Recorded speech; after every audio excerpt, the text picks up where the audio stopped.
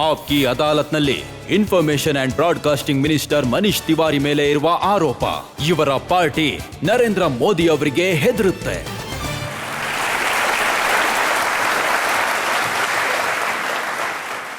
ಈ ಮಾತು ನಿಜನ ಏನಂದ್ರೆ ನಿಮ್ಮ ಪಾರ್ಟಿ ಎಲ್ಲಾ ನಾಯಕರು ಪಬ್ಲಿಕ್ಲಿ ಇದನ್ನೇ ಹೇಳ್ತಾರೆ, ಏನಂದ್ರೆ ನರೇಂದ್ರ ಮೋದಿ ಗುಜರಾತಿಗೆ ಮಾತ್ರ ಸೀಮಿತ ಆಗಿದ್ದಾರೆ, ಅವರ ಪ್ರಭಾವ ಬೇರೆ ಎಲ್ಲೂ ಇಲ್ಲ, ಈಗ ಅವ್ರು ಬಂದ್ರೆ ಏನ್ ವ್ಯತ್ಯಾಸ ಆಗತ್ತೆ, ಅವರು ಯಾರಿಗ್ ಗೊತ್ತಿದ್ದಾರೆ ಅಂತ.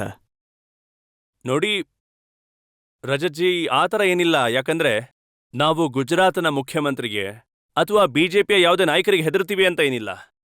ನಾವು ಅವರ ಸಿದ್ಧಾಂತಗಳಿಗೆ ಖಂಡಿತವಾಗ್ಲೂ ಹೆದರ್ತೀವಿ. ಯಾಕಂದ್ರೆ ಯಾವಾಗ ಈ ದೇಶದ ವಿಭಜನೆ ಆಯಿತೋ ಆಗ ಒಂದು ಸಿದ್ಧಾಂತದ ಮೇಲೆ ಭಾರತ ರಚನೆ ಆಯಿತು ಮತ್ತು ಒಂದು ಸಿದ್ಧಾಂತದ ಮೇಲೆ ಪಾಕಿಸ್ತಾನ ರಚನೆ ಆಯಿತು. ಮತ್ತು ಕಳೆದ 64 ವರ್ಷಗಳಲ್ಲಿ ಯಾವ ಸಿದ್ಧಾಂತದ ಮೇಲೆ ಭಾರತ ನಡೀತಾ ಇದೆಯೋ ಅದು ಅರಳಿದೆ ಮತ್ತು ಬೆಳೆದಿದೆ ಕೂಡ. ಮತ್ತು ಯಾವ ಸಿದ್ಧಾಂತದ ಮೇಲೆ ಪಾಕಿಸ್ತಾನ ನಡೀತಾ ಇದೆಯೋ ಆ ಸಿದ್ಧಾಂತ ಪೂರ್ತಿಯಾಗಿ ಫೇಲ್ ಆಗಿದೆ. ಜನರು ಅದನ್ನ ತಿರಸ್ಕಾರ ಮಾಡ್ತಾರೆ.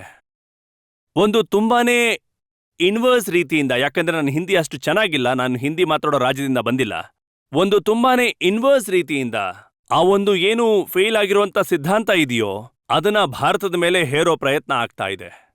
ಅದರ ಪರಿಣಾಮಗಳೇನು ಅಂದ್ರೆ ಆ ಪರಿಣಾಮಗಳು ಭಾರತದ ಮೇಲೆ ತುಂಬಾ ಮಾರಕ ಆಗತ್ವೆ. ಈ ವಿಷಯದಿಂದ ಖಂಡಿತ ನಮಗೆ ಆತಂಕ ಇದೆ. ಹಾಗಾಗಿ ನಮ್ಮ ಹೋರಾಟ ಏನಿದೆಯೋ ಅದು ಭಾರತೀಯ ಜನತಾ ಪಾರ್ಟಿ ಜೊತೆ ಮಾತ್ರ, ವ್ಯಕ್ತಿಗಳ ಜೊತೆ, ಅವರ ಸಿದ್ಧಾಂತಗಳ ಜೊತೆ ಆಗಿದೆ.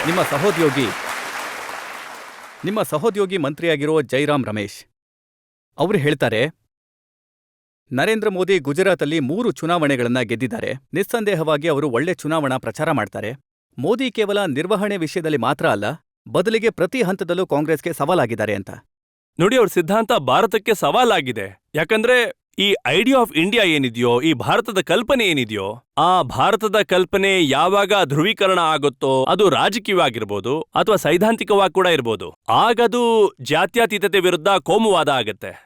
ಇದಕ್ಕೋಸ್ಕರ ಏನು ಸಿದ್ಧಾಂತದ ಹೋರಾಟ ಅನ್ನೋದಿದೆಯೋ ಇದಂತೂ ಕಳೆದ 64 ವರ್ಷ ಅಥವಾ ಅದಕ್ಕಿಂತ, ಅಂದ್ರೆ ಸ್ವಾತಂತ್ರ್ಯಕ್ಕಿಂತ ಮುಂಚೆಯಿಂದನೂ ನಡೀತಾ ಬರ್ತಾ ಇದೆ. ಹಾಗಾಗಿ ಇದಕ್ಕೋಸ್ಕರ ಭಾರತೀಯ ಜನತಾ ಪಾರ್ಟಿ ಆಗಿರ್ಲಿ ಅಥವಾ RSS ಆಗಿರ್ಲಿ, ಏನೋ ಅವರದೊಂದು ಬಹುಸಂಖ್ಯಾತ ಈ ಸಿದ್ಧಾಂತ ಏನಿದೆಯೋ ಈ ದೇಶದಲ್ಲಿ ಮೆಜಾರಿಟಿ ಇರಬೇಕು ಅಂತ, ಅದಕ್ಕೆ ನಮ್ಮ ವಿರೋಧ ಇದೆ. ಆದ್ರೆ ಈ ಸಿದ್ಧಾಂತನೇ ಅವರಿಗೆ ಗುಜರಾತಲ್ಲಿ 3 ಬಾರಿ ಚುನಾವಣೆ ಗೆಲ್ಸಿದೆ ಅಲ್ವಾ? ಈಗಷ್ಟೇ ಇತ್ತೀಚೆಗೆ ಎಲೆಕ್ಷನ್ ಆಗಿದೆ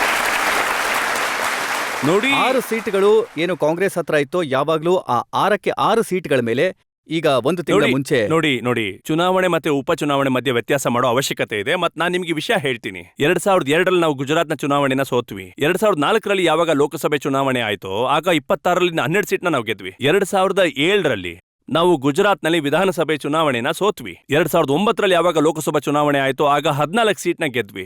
ಹಾಗಾಗಿ ಇದಕ್ಕೋಸ್ಕರ ಜನರು ವ್ಯತ್ಯಾಸ ಮಾಡ್ತಾರೆ. ರಾಜ್ಯದಲ್ಲಿ ಅವರು ಯಾವ ತರದ ನಾಯಕತ್ವ ಇಷ್ಟಪಡ್ತಾರೆ, ನಿಮ್ಮ ಕೇಂದ್ರದಲ್ಲಿ ಯಾವ ತರದ ನಾಯಕತ್ವನ ಇಷ್ಟಪಡ್ತಾರೆ, ಅದರಲ್ಲಿ ವ್ಯತ್ಯಾಸ ಮಾಡ್ತಾರೆ. ಮತ್ತದ್ರಲ್ಲಿ ಖಂಡಿತ ಏನೋ ಒಂದು ಬಹುಸಂಖ್ಯಾತ ಸಿದ್ಧಾಂತ ಅಥವಾ ಭಾರತೀಯ ಜನತಾ ಸಿದ್ಧಾಂತ, ಏನು ಭಾರತೀಯ ಜನತಾ ಪಾರ್ಟಿಯ ಸಿದ್ಧಾಂತ ಇದೆಯೋ ಅದು ಸಾಕಷ್ಟು ರಾಜ್ಯಗಳಲ್ಲಿ ಅವರಿಗೆ ಲಾಭನ ತಂದ್ಕೊಟ್ಟಿದೆ. ಮತ್ತು ಸಾಕಷ್ಟು ರಾಜ್ಯಗಳಲ್ಲಿ ಎಲ್ಲಿ ಜನರು ಈಗ್ಲೂ ಕೂಡ ಭಾರತದ ಏನು ಮೂಲಭೂತ ಕಲ್ಪನೆ ಇದೆಯೋ, ಯಾರೇನು ಅದಕ್ಕೆ ಅಂಟುಕೊಂಡಿದ್ದಾರೋ, ಏನು ಐಡಿಯಾ ಆಫ್ ಇಂಡಿಯಾ ಇದೆಯೋ, ಪ್ಲೂರಲಿಸ್ಟಿಕ್ ಐಡಿಯಾ ಆಫ್ ಇಂಡಿಯಾ, ಅಲ್ಲಿ ಇವರು ಯಾವ ಆಟನೂ ನಡೆಯಲ್ಲ. ನೋಡಿ, ಸೋಷಿಯಲ್ ಮೀಡಿಯಾ ಬಗ್ಗೆ ಮಾತಾಡೋದಾದ್ರೆ ಈ ದೇಶದಲ್ಲಿ 65% ಯೂತ್ ಇದ್ದಾರೆ. ಸಾಕಷ್ಟು ಕೋಟಿ ಸಂಖ್ಯೆಯಲ್ಲಿ ಜನರಿದ್ದಾರೆ ಸೋಷಿಯಲ್ ಮೀಡಿಯಾದಲ್ಲಿ. ಇವತ್ತಷ್ಟೇ ನಾನು ಪತ್ರಿಕೆಗಳಲ್ಲಿ ಓದ್ದೆ, ಟ್ವಿಟರ್ನಲ್ಲಿ ನರೇಂದ್ರ ಮೋದಿ ಅವರ ಫಾಲೋವರ್ಸ್ ಅತಿ ಹೆಚ್ಚಾಗಿದ್ದಾರೆ. ಇವಾಗ ಅದು 18 ಲಕ್ಷಕ್ಕಿಂತ ಜಾಸ್ತಿ ಜನರು ಅವರನ್ನ ಫಾಲೋ ಮಾಡ್ತಾರೆ. ಆ 18 ಲಕ್ಷ ಜನ ಏನಿದ್ದಾರೆ, ಆ ವ್ಯಕ್ತಿಗಳು ಯಾರಿದ್ದಾರೆ, ಅವರು ಕಾಲ್ ಸೆಂಟರ್ ಇಂದ ಕ್ರಿಯೇಟ್ ಮಾಡುವಂತ ವರ್ಚುವಲ್ ಐಡೆಂಟಿಟಿ ಆಗಿದ್ದಾರೆ. ಇದನ್ನ ತನಿಖೆ ಮಾಡುವಂತ ಅವಶ್ಯಕತೆ ಇದೆ. ಒಂದು ವೇಳೆ ಸೋಷಿಯಲ್ ಮೀಡಿಯಾ ಇಷ್ಟೊಂದು ಮಹತ್ವಪೂರ್ಣವಾಗಿದ್ದರೆ ಕರ್ನಾಟಕದಲ್ಲಿ ಯಾಕೆ ಜಾದು ನಡೀಲೇ ಇಲ್ಲ?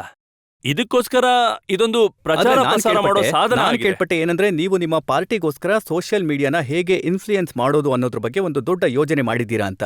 ಇದಕ್ಕೋಸ್ಕರ ಏಜೆನ್ಸಿ ಪ್ರೆಸೆಂಟೇಷನ್ ಮಾಡ್ತಿದ್ಯಂತೆ. ನೀವು ಹೇಳಿದ್ದು ಪೂರ್ತಿ ಸರಿ ಇದೆ. ನಾನು ಇದನ್ನ ಪೂರ್ತಿಯಾಗಿ ನಿರಾಕರಿಸ್ತಾ ಇಲ್ಲ. ಕೇವಲ ಪಾರ್ಟಿಗೋಸ್ಕರ ಮಾತ್ರ ಅಲ್ಲ, ಸರ್ಕಾರಕ್ಕೋಸ್ಕರ ಕೂಡ ನಾವು ಕೆಲಸ ಮಾಡ್ತಿದೀವಿ. ಯಾಕಂದ್ರೆ ನನ್ನ ಅಭಿಪ್ರಾಯ ಏನು ಅಂತಂದ್ರೆ, ಮುಂಬರೋ ಕಾಲ ಅಂತ ಏನಿದೆ ಅಂದ್ರೆ, ಮುಂದೆ ಬರೋ ಕಾಲದಲ್ಲಿ ಪ್ರಿಂಟ್, ಬ್ರಾಡ್ಕಾಸ್ಟಿಂಗ್, ಏನು ಟ್ರೆಡಿಷನಲ್ ಮೀಡಿಯಾ ಇದೆಯೋ ಅದ್ರ ಜೊತೆಗೆ ನ್ಯೂ ಮೀಡಿಯಾ ಒಂದು ತುಂಬಾ ದೊಡ್ಡ ರೋಲ್ ತಗೊಳುತ್ತೆ. ನೀವು ಇನ್ವೆಸ್ಟಿಗೇಟ್ ಮಾಡಿದ್ರಾ, ತಿಳ್ಕೊಳ್ಳೋ ಪ್ರಯತ್ನ ಮಾಡಿದ್ರಾ ಏನಂದ್ರೆ ಹೇಗೆ ನರೇಂದ್ರ ಮೋದಿ ಸೋಷಿಯಲ್ ಮೀಡಿಯಾದಲ್ಲಿ ಅಂತ ಇಂಪ್ಯಾಕ್ಟ್ ಕ್ರಿಯೇಟ್ ಮಾಡ್ಕೊಂಡ್ರು ತಮ್ದು ಅಂತ? ಒಂದ್ ವೇಳೆ ನೀವು ನಮ್ಗೆ ಯಾವತ್ತಾದ್ರೂ ಅವಕಾಶನ ಕೊಟ್ರೆ ನಾನ್ ನಿಮಗೆ ಏನ್ ಹೇಳ್ತಾರಲ್ಲ ಅಂದ್ರೆ ಏನು ಅದು ವಿಷುವಲ್ ಎವಿಡೆನ್ಸ್ ಏನಿದೆ ಅದನ್ನ ತೋರಿಸ್ಬಿಡ್ತೀನಿ. ಏನಿ ಕಾಲ್ ಸೆಂಟರ್ಸ್ಗಳೇನಿವೆ, ಬೇಸ್ಮೆಂಟ್ಸ್ಗಳಲ್ಲಿ ಫೆಸಿಲಿಟಿನ ಕ್ರಿಯೇಟ್ ಮಾಡಿದರೋ ಅದೆಲ್ಲ ವಿಷಯಗಳು ಸಾರ್ವಜನಿಕವಾಗಿವೆ. ಈಗ ಇಲ್ಲಿ ಕೂತಿರುವಂತ ಜನರು ಇವರನ್ನ ಕೇಳೋಣ, ಏನಾದ್ರೂ ಪ್ರಶ್ನೆ ಕೇಳೋದಕ್ಕೆ ಇಷ್ಟಪಡ್ತಾರಂತ. ಜಿ ಹೌದು, ನೀವು ನಾನು ಕಾಂಗ್ರೆಸ್ನ ಕಾರ್ಯಕರ್ತ, ಪರಿಶ್ರಮಿ ಕಾರ್ಯಕರ್ತ ಅಂತ ಕರೆಸ್ಕೊಳ್ತೀನಿ. ನಿಮ್ಮ ಮಂತ್ರಿ ಲವ್ಲಿಜಿ ಅವ್ರಿಗೆ ಕೂಡ ಚೆನ್ನಾಗ್ ಗೊತ್ತು, ಸಂಜಯ್ ದೀಕ್ಷಿತ್ ಅವ್ರಿಗೆ ಕೂಡ ಚೆನ್ನಾಗ್ ಗೊತ್ತು. ನಾನ್ ನಿಮ್ಮನ್ನ ಇದನ್ ಕೇಳಕ್ ಇಷ್ಟಪಡ್ತೀನಿ. ಎಲೆಕ್ಷನ್ ಹತ್ರ ಬರ್ತಾ ಇದೆ, ಮತ್ತೆ ಹತ್ರ ಬರ್ತಿದೆ. ನೀವುಗಳು ಏನ್ ಟಿಕೆಟ್ ಹಂಚ್ತಿರೋ, ಯಾವ ಬೇಸ್ ಮೇಲ್ ಹಂಚ್ತೀರಾ? ದುಡ್ಡಿನ ಬಲದ ಮೇಲ್ ಹಂಚ್ತಿರೋ, ಅಥವಾ ಕಾರ್ಯಕರ್ತರು ಯಾರು ತಳಮಟ್ಟದಿಂದ ಬಂದಿರ್ತಾರೋ ಅವ್ರಿಗೆ ಹಂಚ್ತಿರೋ, ಅಥವಾ ಗುಂಡಾಗಿರಿಯಿಂದ ಹಂಚ್ತಿರೋ? ನನಗ್ ಸ್ವಲ್ಪ ಈ ಪ್ರಶ್ನೆ